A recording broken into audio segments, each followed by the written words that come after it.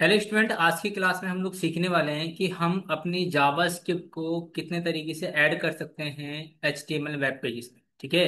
सो पहला पॉइंट हम लोग ये देखेंगे। सेकंड पॉइंट हम लोग देखने वाले हैं कि जावास्क्रिप्ट कोड का आउटपुट हम कितने तरीके से शो ऑफ करा सकते हैं। तो इन दो टॉपिक्स को हम लोग कवर करेंगे आज की क्लास में। सो ये हमारी डॉक्यूमेंटेशन है एंड इसमें पहला पॉइंट हम लोग देखेंगे वेज ऑफ एडिंग जावास्क्रिप्ट। तो हम लोग दो तरीके से जावास्क्रिप्ट को ऐड कर सकते हैं अपने HTML डॉक्यूमेंट में। पहला आप याद रखेंगे इंटरनल, सेकंड एक्सटर्नल। ओके, तो कैसे करते हैं ये प्रैक्टिकली करेंगे तभी आपको समझ में आएगा। तो चलेंगे अपने जावास्क्रिप्ट में एंड यहाँ पे हमने सिंपल एक फोल्डर बनाया है कंप्लीट जावास्क्रिप्ट के नाम से। यहाँ पे आप देख सकते हैं कंप्लीट जावास्क्रिप्ट एंड यहाँ पे हम एक नया फोल्डर बनाएंगे, चैप्टर नंबर 1। ठीक है। इस चैप्टर नंबर 1 में आपको दो फाइल बनानी है। पहली index.html, सेकंड आपको फाइल बनानी है script.js। बेसिक कोड लिख लीजिए HTML का एंड यहाँ पे हम लोग डाल देंगे वेज ऑफ एडिंग जावास्क्रिप्ट। ठीक है भाई, H1 टैग लगा दिया। पहले हम क्या देखेंगे, इंटरनल। इंटरनल जावास्क्रिप्ट कैसे यूज करेंगे कि जब भी आप इंटरनल जावास्क्रिप्ट यूज करें, सो उसके लिए आप स्क्रिप्ट टैग का यूज करें। स्क्रिप्ट टैग के बीच में जब भी आप कोई कोड लिखेंगे तो वो कहलाएगा आपका इंटरनल जावास्क्रिप्ट कोड। ठीक है। तो इनसाइड द स्क्रिप्ट टैग जो भी हम लोग कोड लिखेंगे वो कहलाएगा आपका इंटरनल जावास्क्रिप्ट कोड। ठीक है। फॉर एग्जाम्पल के लिए जैसे मैंने यहाँ पे अलर्ट फंक्शन का यूज किया, या मैं यहाँ पे लिख रहा हूँ डॉक्यूमेंट डॉट राइट। ठीक है। अगर नहीं आ रहा समझ में, कोई दिक्कत वाली बात नहीं है, अभी हम लोग डिस्कस करेंगे आगे तो क्लियर हो जाएगा कंसेप्ट आपका। बट यहाँ पे देख लीजिए, एक मैसेज प्रिंट करा रहा हूँ ब्राउजर पे, डॉक्यूमेंट डॉट राइट लिख के हेलो जावा स्क्रिप्ट। सेव करना है। सेव करने के बाद आप इसे गो लाइव तो कर ही लेंगे क्योंकि आप जावा स्क्रिप्ट सीख रहे हैं।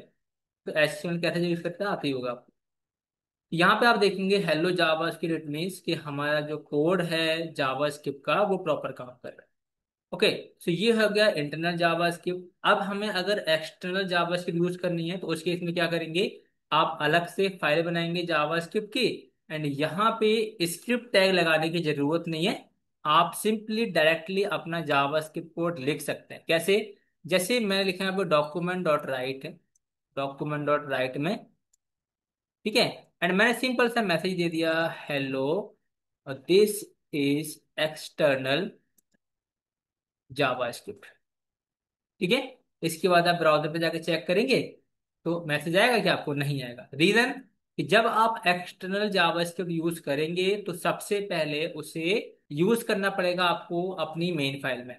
तो कैसे आप इसे अटैच करेंगे, देखो सिंपल है, आपको लगाना है स्क्रिप्ट टैग। स्क्रिप्ट टैग में आने के बाद ओपनिंग टैग में आपको यूज करना है SRC एट्रीब्यूट डॉट स्लैश और अपनी फाइल का नाम। SRC में सोर्स फाइल, कि किस फाइल का कोड आप ऐड करना चाहते हो इस डॉक्यूमेंट में। तो मैंने कहा कि जो भी मैंने कोड लिखा है इसके अंदर वो इम्प्लीमेंट कर दो।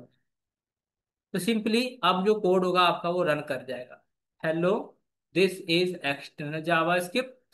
ठीक है। पहला क्या बताया मैंने आपको, इंटरनल। इंटरनल में आप स्क्रिप्ट टैग के बीच में कोड लिखेंगे, इतना ध्यान रखना है।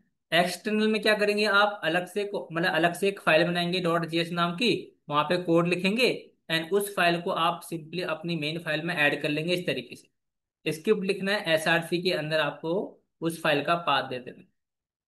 ठीक, इतना कर लेंगे, इट मीन्स आपको जावास्क्रिप्ट फाइल ऐड करनी आ गई अपने HTML डॉक्यूमेंट के साथ।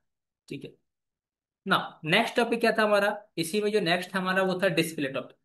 डिस्प्ले में ये है कि हम अपने आउटपुट को कितने तरीके से शो कर सकते हैं वेब पेज पे। तो हमारे पास मेजरली चार पॉइंट हैं, चार तरीके से हम लोग अपने डेटा को शो कर सकते हैं वेब पेज पे। जिसमें से पहला आता है आपका डॉक्यूमेंट डॉट राइट, दूसरा आता है विंडो डॉट अलर्ट, तीसरा आता है console dot log and fourth आता है इनर एचटीएमएल।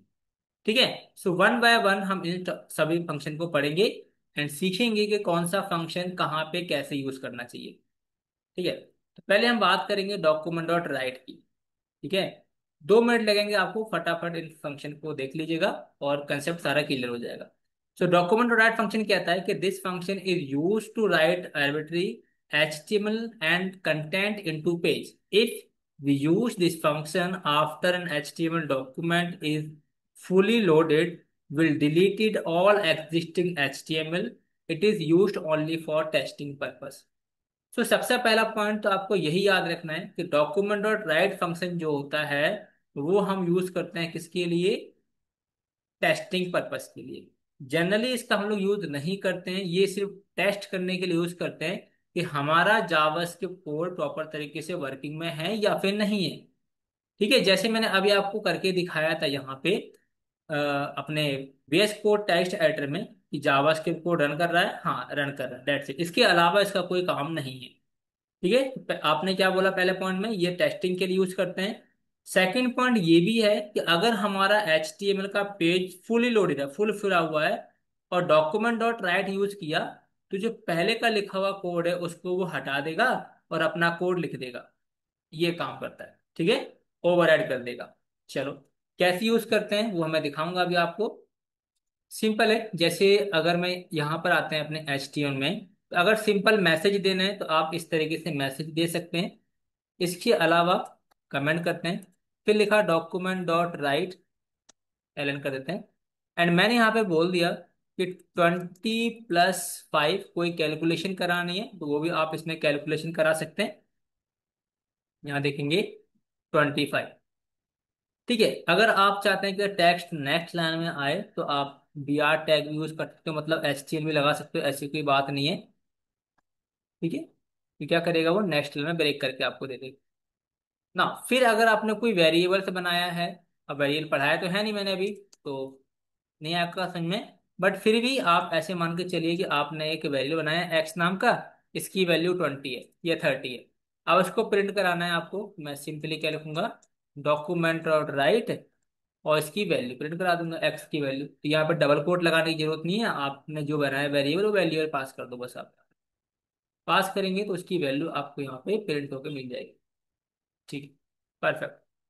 तो इस तरीके से हम लोग डॉक्यूमेंट डॉट राइट यूज करते हैं। सेकंड जो फंक्शन था हमारा वो था विंडो डॉट अलर्ट।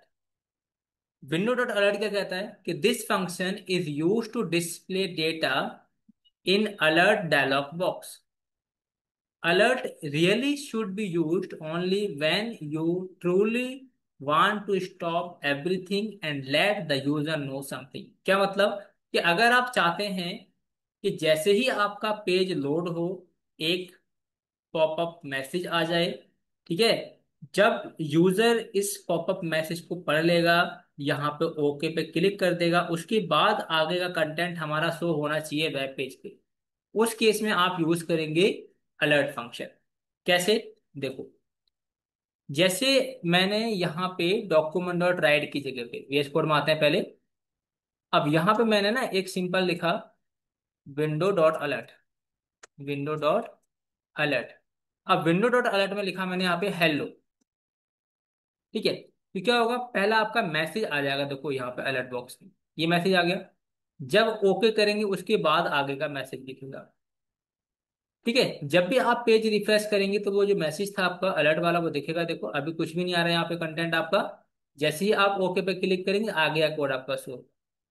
ठीक है, इसीलिए आप यूज करेंगे अलर्ट का। डॉक्यूमेंट डॉट राइट में किया था वो सेम चीज आप अलर्ट के साथ भी कर सकते हैं। जैसे आपने कोई एक वेरिएबल बनाया, जैसे लिखा मैंने यहाँ पे नेम। अब नेम मैंने क्या दिया यहाँ पे, दीपक कुमार, एंड यहाँ पे दे दिया मैंने वेर। ठीक है, अब नाम प्रिंट कराना है तो सिंपली इस नेम को लेना है, डबल कोट लगाने की जरूरत नहीं है आपको।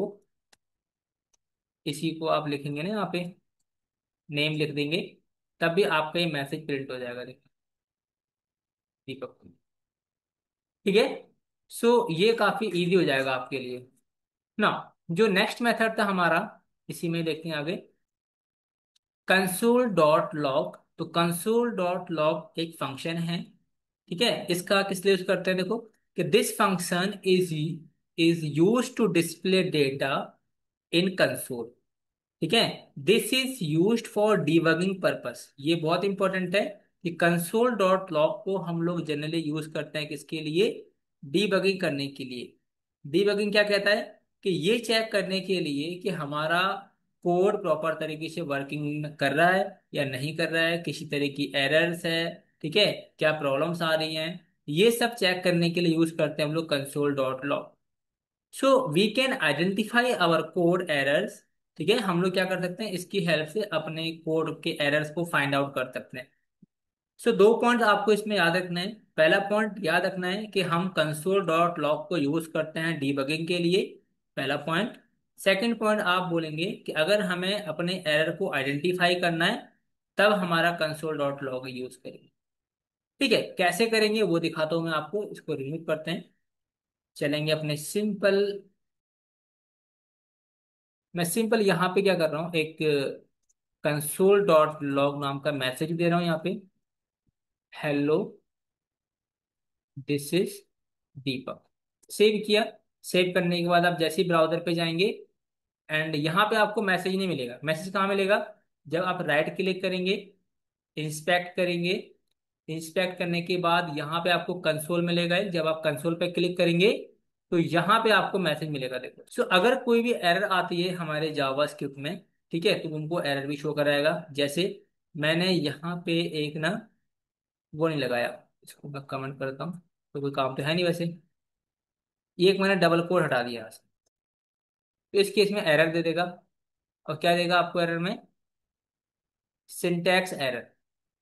ठीक है, सिंटैक्स एरर दे रहा है, किस लाइन पे दे रहा है, क्लिक करेंगे यहाँ पे तो बता देगा कि आपने यहाँ पे जावास्क्रिप्ट का जो सिंटैक्स है उसको फॉलो नहीं किया। तो अब आप जाएंगे एंड यहाँ पे जाके डबल कोट लगाएंगे तो आपका जो एरर है वो चला जाएगा। अभी आप जाएंगे यहाँ पे तो ये एरर की जगह यहाँ पे मैसेज आ जाएगा। ठीक है, तो इस तरीके से यहाँ पे आप अपना मैसेज देख सकते हैं। तो कंसोल डॉट लॉग सेम काम करेगा जैसे हमने डॉक्यूमेंट डॉट राइट के साथ काम किया, जैसे आपने विंडो डॉट अलर्ट के साथ काम किया, उसी तरीके से आप कंसोल डॉट लॉग के साथ भी काम कर सकते हैं। ठीक है, तो ये हमारा आज का जो पॉइंट था वो डिस्कस हुआ। अगली क्लास में हम लोग डिस्कस करेंगे आइडेंटिफायर के बारे में। ठीक है, आइडेंटिफायर, वेरिएबल्स, इन सभी को हम लोग नेक्स्ट क्लास में डिस्कस करेंगे। सो आज की क्लास में हम लोग इतना ही करते हैं, बाकी मिलते हैं नेक्स्ट वीडियो में नए टॉपिक के साथ। तब तक के लिए बाय बाय।